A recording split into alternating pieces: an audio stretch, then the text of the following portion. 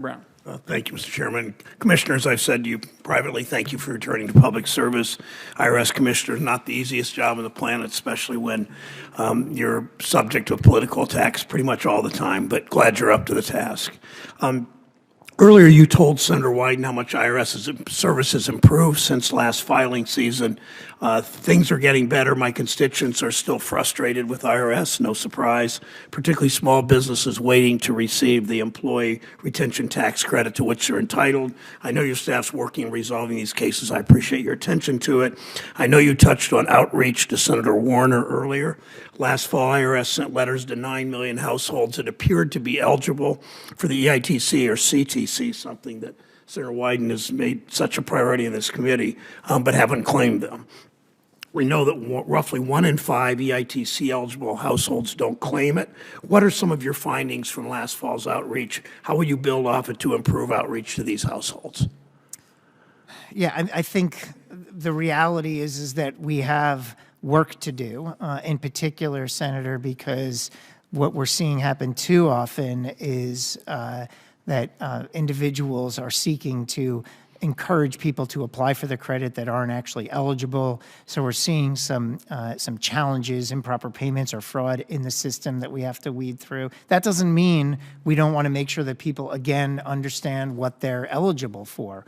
So I think there's more take-up rate that can happen, and we are seeing employee credits come in, retention credits and other types of credits still come in the door. But every time we do an outreach effort, we learn something, and we're on a continuous improvement journey. So the challenge is, how do we hit the right people with the right set of guidance, make sure they understand, help them navigate the complexity. They may be disincentivized because they think it's going to be too hard. How do we answer those questions effectively? And how do we also create an important firewall to make sure that people are not duped by nefarious players that are trying to take advantage of that? Speaking of that, could you reduce improper payments if Congress let you regulate paid tax preparers? Yes. Okay, important to know. And when you were here last, I asked you about the 1099-K reporting threshold. My concern that this was a burden on Ohioans, a burden on third-party platforms, and a burden on the IRS. Would a higher threshold make this simpler for you to administer so that IRS could focus its resources more efficiently? And therefore, would you support congressional efforts to increase the threshold? So I'll answer the first question. Absolutely, yes. The higher the threshold, it would reduce volume, it would reduce complexity, it would make the IRS's job a lot easier. In terms of whether we can support, that's an issue that I always have to defer to Treasury on. Okay. On any piece of legislation, I do not have the authority to give the administration's position. It's Treasury that does that. Okay. I know Senator Hessen, as you know, we've talked to Senator Hessen and I are working on this to increase the threshold to $10,000, cutting down on red tape for taxpayers and doing the advantages to IRS that you mentioned.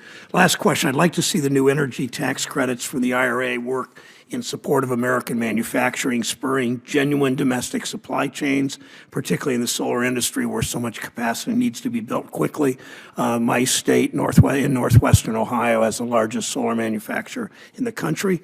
Tell us about IRS plans to administer these manufacturing credits to minimize administrative burden and delays to issuing the credits so that the critical IRA funding will truly benefit these reshoring efforts. We have a lot of work to do, Senator. We've issued a variety of different notices. We've requested information. We're taking in a ton of input from a variety of different stakeholders about how they want to see IRS regulation and IRS guidance issued. I expect that we'll issue in the coming months additional notices of proposed rulemaking.